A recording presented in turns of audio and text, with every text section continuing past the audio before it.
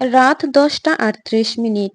হামজা জয়কে নিয়ে অন্তুদের বাড়ি থেকে বেরিয়েছে ঈশার আজানের পর। জয়ের আজ পলাশের হোটেলে যাওয়ার কথা ছিল। পলাশ অপেক্ষা করছে, কিন্তু হামজার সাথে সে এলো আব্দুর রহিম মেডিকেল হাসপাতালে। বহির্বিভাগ দিয়ে ঢুকে এগুতেই জরুরি বিভাগ। কেচি গেটের উপাসে বেঞ্চিতে বসে আছে লোকজন। কেউ কেউ বারান্দার গ্রিল ধরে আছে। উকিঝুঁকি মারছে ওয়ার্ডের ভিতর। 500 শয্যার এক বিশাল হসপিটালে লতিফকে খুঁজে পাওয়া সহজ কাজ নয়। কিন্তু আজ বিকেলে কেবিনে শিফট করা হয়েছে লতিফকে, হামজার নির্দেশে। কেবিনে দরজা চাপানো ছিল, স্পেশাল কেবিন রুম। হামজা ঢুকতেই লতিফের স্ত্রী আসমা উঠে দাঁড়ালো এক কোণে। হামজা বাধা দিল, আপনি বসুন ভাবি, লতিফ ভাইয়ের পাশে বসুন আপনি। জয় জয় বারান্দায়। সামনে দিয়ে একটা মেয়ে হেঁটে যাচ্ছিল। সে মনোযোগ দিয়ে দেখলো যতদূর দেখা যায়। দেখতে ভালো লাগলো, তবু দুটো বাজে গালি দিল মনে মনে। হাসপাতালে কেউ এভাবে পটের বিবি সেজে আসে?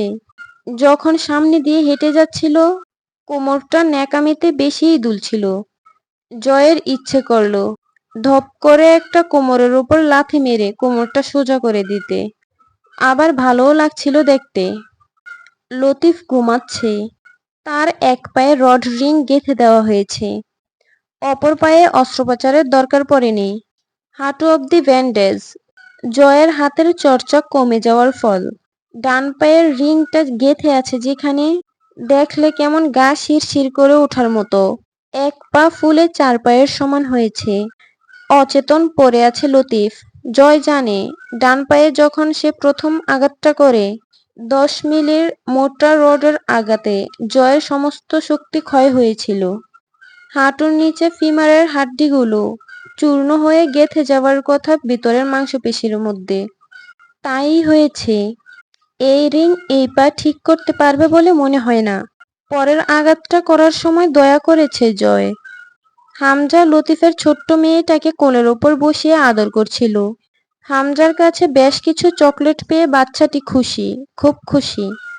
হামজা আসমাকে সান্ত্বনা দিল, ভাবি আপনি কাঁদবেন না। যারা লতিফ ভাইয়ের এই হাল করেছে, তারা প্রত্যেকে তাদের ন্যায্য শাস্তি পাবে। আসমা কেঁদে ফেলল, কে করেছে এই কাজ বলেন তো? এবারও কি?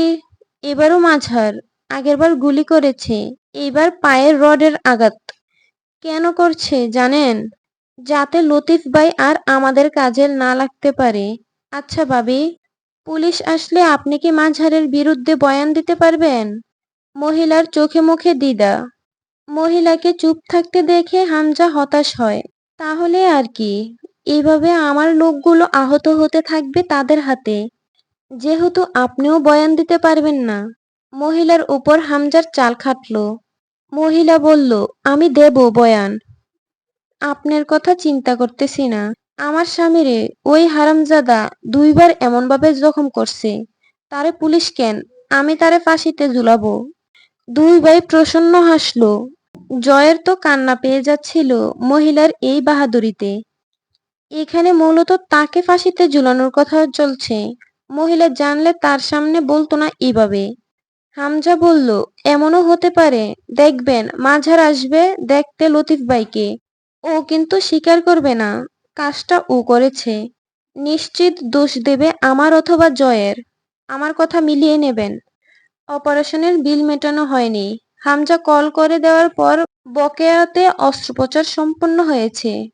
আসমার সামনে হামজা কয়েকটা বড় বড় বান্ডিল তুলে দিল হাসপাতালের কর্তৃপক্ষের কাছে। কমপক্ষে ওখানে লাখ 5 টাকা তো হবেই, অথবা হতে পারে তারও বেশি। আসমা কৃতজ্ঞতায় সজল চোখে চেয়ে থাকে সাদা পাঞ্জাবি পরিহিত টকবগে পুরুষটির কর্তব্যপরায়ণের শক্ত দেহের পানে। চলে আসার সময় মেয়েটার কপালে গাঢ় একটা চুমু খেয়ে আসমার হাতে 1000 টাকা দিয়ে দিল হামজা। প্রয়োজনীয় ওষুধপত্র, অন্যান্য খরচ দরকারের বাবদে। তাছাড়া সকালে তো আবার আসছে সে। হামজা সর্দার পরিবারের কাছে অনেক আগে শিখেছিল, বিশ্বাসঘাতকেরা এই জগতের সবচেয়ে নিকৃষ্ট শাস্তির দাবিদার। এদের উপর দয়া করা এক প্রকারের পাপ। প্রাণের হত্যায় যতটা না লোকসান আছে, তার চেয়ে কঠোর হত্যাকাণ্ড হলো বিশ্বাসের হত্যা। প্রাণের হত্যাকারীর শাস্তি যদি মৃত্যু হয়, বিশ্বাসের হত্যাকারীর শাস্তি আরো শোচনীয় হওয়া উচিত। যেটা জয় করেছে। লতিফ মরলে মুক্তি পেয়ে যেত, অথচ এই অবস্থায় সে প্রতিক্ষণে মরবে, এটা ওর শাস্তি। সাথে হামজার কার্যহাসিল। গাড়িতে ওঠার সময় জয় দাঁড়িয়ে রইল ফুটপাতে। হামজা জিজ্ঞেস করলো, তুই বাড়ি ফিরবি কখন?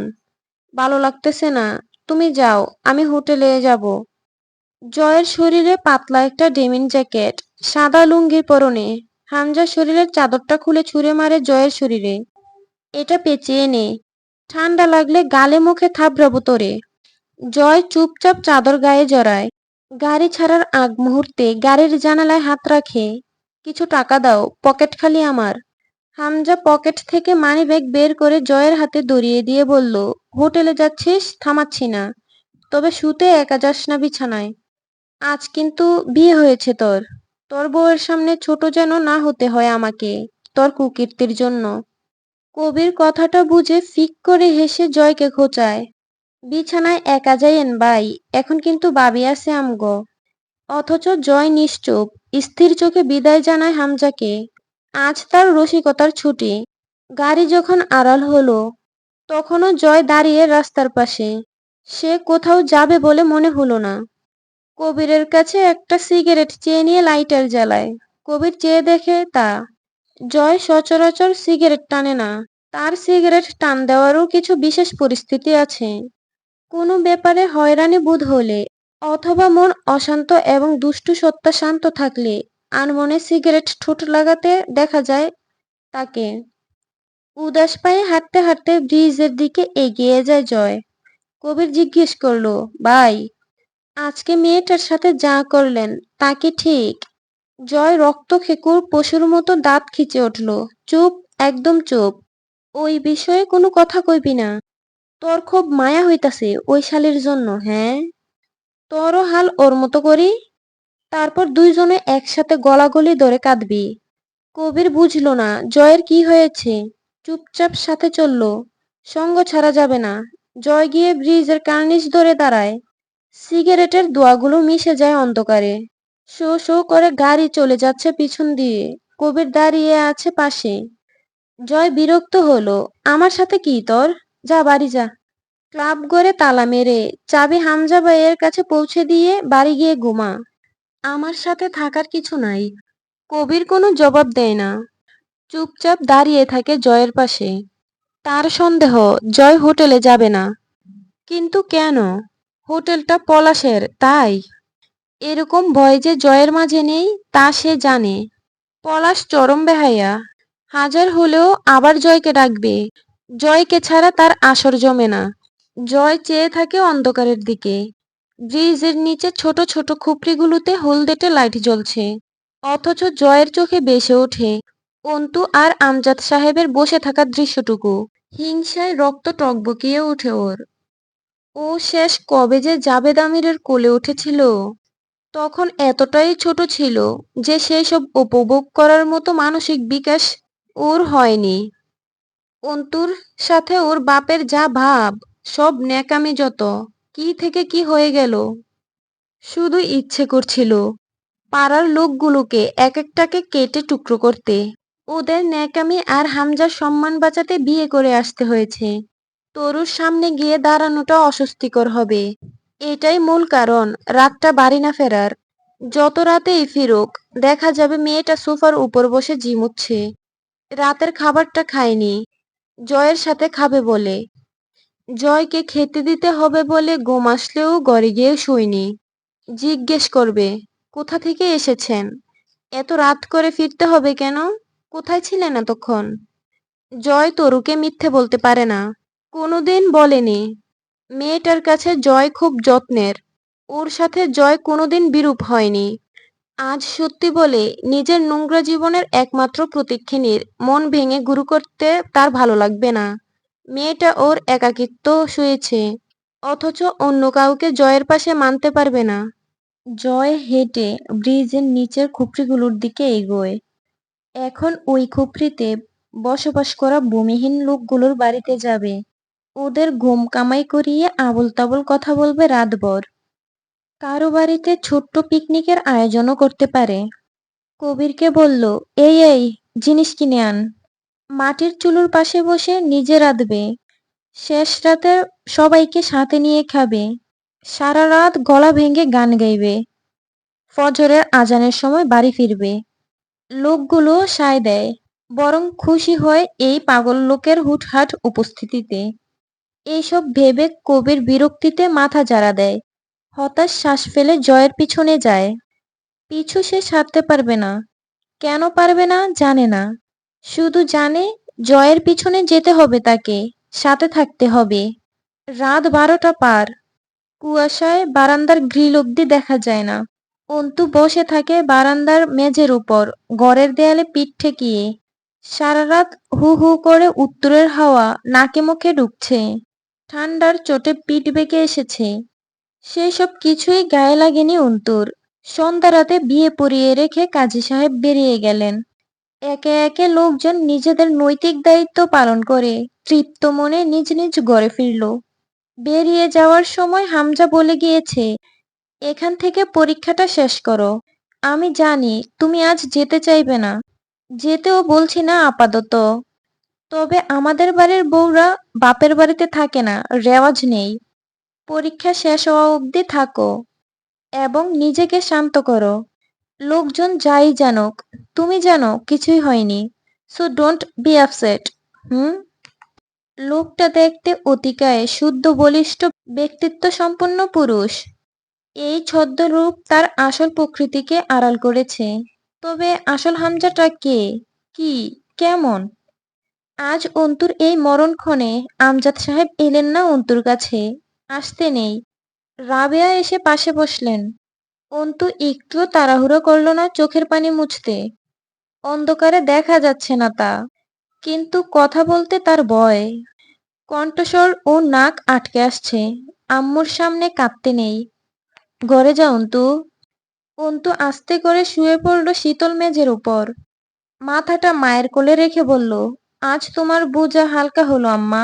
তোমার অন্তু বিয়ে করবে না করবে না, দেখো হয়ে গেছে। চুলে হাত বুলালেন রাবেয়া। চুপ কর অন্তু, ওঠ, ঘরে চল, জ্বর বাঁধাবি। আম্মা, কাঁদছো কেন? কাদার মতো কথা বললাম? কাঁদতেছি না। উঠ তো অন্তু, থাপ্পড় মারবো কিন্তু একটা। এখানে ঠান্ডা। তাতে কি, ভালোই লাগতেছে। তুমি ঘরে যাও। তুমি বুঝবা না ঠান্ডার হাওয়ায় বসে থাকার আরাম। যাও যাও, আব্বু একা। মরে যাইতে চাস? তাহলে আমারে আগে মার। কণ্ঠটা আবার ভেঙে এলো রাবেয়ার। আমি তো তোরে জন্ম দিয়ে পাপ করছি রে মা। তোর জন্ম না দিলে এই দিন তোর জীবনে আসতোই না। আমার গর্বের দোষ। ওঠ অন্তু, কার কি হচ্ছে জানি না, আমার কিন্তু সহ্য হইতেছে না, শোন, ওঠ। অন্তু উঠে বসে। ধুরু, ভাবলাম একটু শীত বিলাস করব, এখানেই ও ইমোশনাল সিন চলছে। উঠো, চলো শুয়ে পড়ি। অন্তু মুখ চোখ ধুয়ে এলো। পানি বরফের মতো ঠান্ডা। এসে বাচ্চা মেয়ের মতো বিছানায় শুয়ে কম্বল পেঁচিয়ে হু হু করে কেঁপে উঠল। ওরে ঠান্ডা রে। আম্মা, লাইট বন্ধ করে দিয়ে যাও, সেই শীত, বাপরে। রাবেয়া অন্তুকে কেমন করে যেন তাকিয়ে দেখলেন। অন্তু ঠিক ছোটবেলার মতো কম্বল মুড়ি দিয়ে অল্প একটু মুখ বের করে ঠক ঠক করে গা কাঁপাচ্ছে। যন্ত্রণা লুকানোর ব্যর্থ চেষ্টা। রাবেয়া চলে গেলে অন্তু স্থির হয়ে গেল। কতক্ষণ অন্ধকারে ছাদের দিকে চেয়ে রইল। এই শীতের রাতে বুকে জ্বলা আগুনের সাহস খুব বেশি। এত ঠান্ডা, এত কুয়াশা, তবুও কেন উত্তাপ গম গম করছে। অন্তু উঠে গিয়ে বারান্দার দেয়ালে হেলান দিয়ে বসে। নিশ্চুপ এক মাঝরাত। ঝুপঝুপ করে বৃষ্টির মতো দু চোখের দুই কোণ বেয়ে পানি গড়িয়ে পড়ল। কান্না জমে বুকটা কাঁপছে। অন্তু মাথাটা দেয়ালে ঠেকিয়ে বাইরের অন্ধকার কুয়াশার দিকে তাকিয়ে রইল নিথুর চোখে। তার জীবন, সম্মান, স্বপ্ন, আব্বুর মান মর্যাদা সব শেষ। শেষটা সে করেছে। কেন সে সেদিন জয় আমিরের সাথে বেয়াদবি করতে গেছিল? এত বোকা হলে চলে? তার কিছুই রইল না। না, নিজেকে ক্ষমা করা যাচ্ছে না। অন্তু আস্তে করে হাতের তর্জনী আঙ্গুল তুলে বুকের মাঝখানে চেপে ধরল। সেখানে ভেঙে চুরে আসছে। শীত বাড়ছে। পা দুটো ঠান্ডায় অবশ হয়ে আসছে। অন্তু একটা খেলা খেলার চেষ্টা করলো। এই শরীরের যন্ত্রণা, এটা কি তার বুকের ব্যথার চেয়ে বেশি নাকি কম? জিতলো বুকের ব্যথা। শরীরের ব্যথা অনুভব হচ্ছে না। সে অনড় বসে রইল মাথা ঠেকিয়ে। ফজরের আজান হলো। উঠল না নামাজ পড়তে। বসে রইল ওভাবেই। রাত 2টোর দিকে রোজকারের মতো অন্তুকে দেখতে এলেন আমজাদ সাহেব। তিনি আজ লুকিয়ে দেখতে এসেছিলেন। অন্তু ঘুমালে দেখে চলে যাবে। কিন্তু অন্তুকে ওভাবে ঠান্ডার বারান্দা মেঝেতে বসে থাকতে দেখে বুকের ভেতরটা যেন কেমন করে উঠল। অসুস্থ শরীর নিয়ে বসলেন অন্তুর পাশে। অন্তু ঘাড় ঘুরিয়ে তাকালো না। ওভাবেই বলল, ঠান্ডা লাগবে আব্বু, ঘরে যাও। তোর লাগছে না? বুঝতে পারছি না। তুমি অসুস্থ, এখানে বসে থেকো না, যাও। কিছুক্ষণ চুপ থেকে আমজাদ সাহেব জিজ্ঞেস করলেন, আমার বাপ হওয়ার চেষ্টা করিস না অন্তু। তা করব, আমার সাধ্য আছে? বাপ তো তুমি আব্বু। স্বার্থপর বাপ। বাপ হিসেবে তুমিই ঠিক আছো। আমি তোমার বাপ হলে এমন করতাম না। ভুলভাল কিছু করতাম। তুমি ঠিক কাজ করেছ। আমজাদ সাহেব কি অদ্ভুত এক হাসি যে দিলেন। হেসে বললেন, কি করতি তুই বল? মেরে ফেলতাম। তাই তো করেছি। বাঁচিয়ে রেখেছি। অন্তু এবার তাকায় আব্বুর দিকে। আমজাদ সাহেব থমকে গেলেন। চোখ দুটো কালিতে ঢাকা। ত্বক তীব্র ঠান্ডায় বিদীর্ণ হয়ে সাদা রক্তশূন্য হয়ে উঠেছে। চোখ দুটো ফোলা। চোয়ালের উপর শুকনো জলরাশির দ্বারা। বাপের ভিতরটা কেমন করে উঠল। এক কঠোর মৃত্যু বাপ হয়ে দিলে মেয়েকে। আব্বু, তোমার একটুও দয়া হলো না আমার উপর? এই যে অন্তু আবারও জড় করে কেঁদে ফেলল। তার একমাত্র দুর্বলতার জায়গা। অন্তু একটা আবদার করে, আব্বু। হুম। চলো আমরা কোথাও চলে যাই আব্বু। এখনো আকাশ ফর্সা হয়নি ভালো মতো। চলো আমরা দূরে কোথাও চলে যাই। যাবে আব্বু? না অন্তু, আজ আমার খুশির দিন। আজ যা করেছি, এরপর আর কোনোদিন খারাপ থাকবো না আমি। আমি এক কন্যা দায়গ্রস্ত বাপ ছিলাম। আজ সেই বোঝা ঝেড়ে ফেলেছি। বিয়ের বয়সী মেয়েকে বিয়ে দিয়ে ফেলেছি আজ। ঋণমুক্ত, দায়মুক্ত আজ থেকে আমি। চলে যাব কেন? আমজাদ সাহেবের মেহেদি রঙা দাড়ি বেয়ে এক ফোঁটা পানি বড় নিঠুরভাবে বয়ে গেল। অন্তু খিঁচে চোখ দুটো বুজে ফেলে। বাপের চোখের পানি সন্তানের দেখতে নেই। অন্তুর চোখের উচিত এই মুহূর্ত থেকে নিজেদেরকে অন্ধ ঘোষণা করা। অন্তু আলতো করে মাথা ঠেকালো আব্বুর কাঁধে। তোমাকে অভিনন্দন আব্বু। তোমার অন্তুর বিয়ে হয়ে গেছে জয় আমিরের সাথে। তোমার আর চিন্তা নেই। আমজাদ সাহেব নিজের শরীর থেকে চাদরটা খুলে অন্তুর পা দুটো গুটিয়ে চাদর জড়িয়ে দিয়ে হাত গুটিয়ে আবারও আচমকা অন্তুর পায়ে হাত ছোঁয়ালেন। আমাকে ক্ষমা করতে পারবি মা? মারে, ও মা। অন্তু ছিটকে উঠল। দু হাত দিয়ে আব্বুর পা জড়িয়ে ধরে আকুতি করে উঠল, আব্বু প্লিজ না, এত বড় পাপী করো না আমায়। আব্বু দয়া করো। মা আমার, মা। আমজাদ সাহেব কেমন করে ডেকে উঠলেন। অন্তুর হাত থেকে পা অনড় হয়ে উঠল। আমজাদ সাহেব অন্তুর হাত দুটো মুঠো করে ধরে বললেন, মা, তুই আমার মা। আজ তোর ছেলেকে ক্ষমা কর মা। আজ তোর সাথে এই অদম্বাব যা করেছে, তুই আমায় বাদাস না অন্তু। অন্তু আর নিজেকে সামলায় কি করে। আব্বুর হাতের মুঠোর উপর কপাল ঠেকিয়ে হু হু করে কেঁদে উঠল। পাগল হলে আব্বু, এমন করছো কেন? বাঁচতে দিবে না আমায়? তুমি এমন করলে আমি কিন্তু কিছু করে ফেলবো আব্বু। একদম আমাকে ভেঙে ফেলার চেষ্টা করবে না, খবরদার। ফস ফস করে কয়েকটা নিঃশ্বাস ফেলে আমজাদ সাহেব বুকের উঠানামা বাড়ল। অন্তু আঁতকে উঠল। কি হয়েছে আব্বু? প্রেসারের ওষুধ খাওনি? আমজাদ সাহেব অস্থিরভাবে জোরে জোরে শ্বাস ফেলে বললেন, আমার কিচ্ছু হয়নি। মার খাবি এবার আমার হাতে কিন্তু। চাদর জড়িয়ে বস। আব্বু উঠো, চলো ঘরে যাই, এখানে ঠান্ডা। উঠো তো তাড়াতাড়ি। আমজাদ সাহেব আবদার করার মতো বললেন। এত ব্যস্ত হোস না তো অন্তু। বস, দুটো কথা বলি। আমি তোর সাথে কথা বলতে এসেছি অন্তু। অন্তু, শোন, শান্ত হ। আমার কিচ্ছু হয়নি। অন্তু গলা উঁচিয়ে রাবেয়া বেগম ও অন্তিককে ডাকে।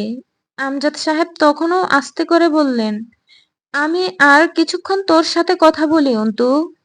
অন্তু ডুকরে উঠে, অমন কেন করছো আব্বু? এভাবে কেন কথা বলছো? কিসব বলছো তুমি?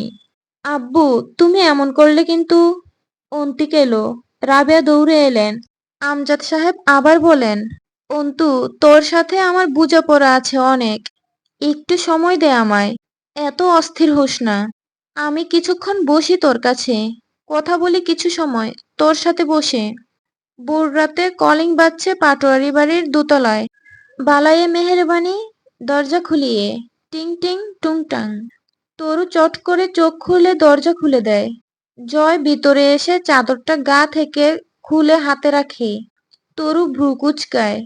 এটা এখন তার উপর ছুঁড়ে মারার কথা, অথচ জয় তাকাচ্ছেও না। তরু জিজ্ঞেস করে, কোথায় ছিলেন এতক্ষণ? এই শেষ রাত মানুষের বাড়ি ফেরার সময়। জয় নিগূঢ় চোখে তাকায় মেয়েটার দিকে। তরু আবারও জিজ্ঞেস করে, এত দেরি কেন? জয় চোখ সরায় তরুর চোখ থেকে। খেয়েছিস রাতে? খেয়েছি। জয় হাসে। এত খাস, তবু মিথ্যে বলতে শিখিসনি। খেলে মিথ্যে বলা শেখা যায়? জয় হাসে। আস্তে করে বলে তরু, আপনি খাবেন না? জয় বলল, না, খেয়ে এসেছি। কেবল নিশ্চুপ মাথা নেড়ে সম্মতি দেয়। জয় ভয় পায় তরুর অভিমানকে। ভয় পায় এই মেয়ের চোখের কাতরতাকে। এই নিঃস্ব জীবনে একমাত্র যত্নকারী, আগলে রাখার মানুষ তরু জয়ের। সেই মেয়েকে দুঃখ দিতে জয়ের মতো পাষাণ্ডের কলিজা কাঁপে ক্ষোভ। খেতে বসে তরু আবার জিজ্ঞেস করে, কোথায় ছিলেন? এত দেরি তো করেন না ফিরতে? জয় হেঁটে ঘুরে এসে তরুর পাশে দাঁড়িয়ে জগ উঠে নিতে নিতে ফিস ফিস করে বলে, তোকে খুন করে এসেছি আজ। তরু আঁতকে ওঠে অজান্তেই।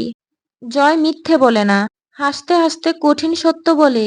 তবুও হাসে, আপনার হাতে আমার খুনও মঞ্জুর। জয় মাথা নাড়ে, ওহো, যে উপায়ে তোরে খুন করে আসলাম, তুই সইতে পারবি না। তরু কথা বলে না, চেয়ে থাকে জয়ের দিকে।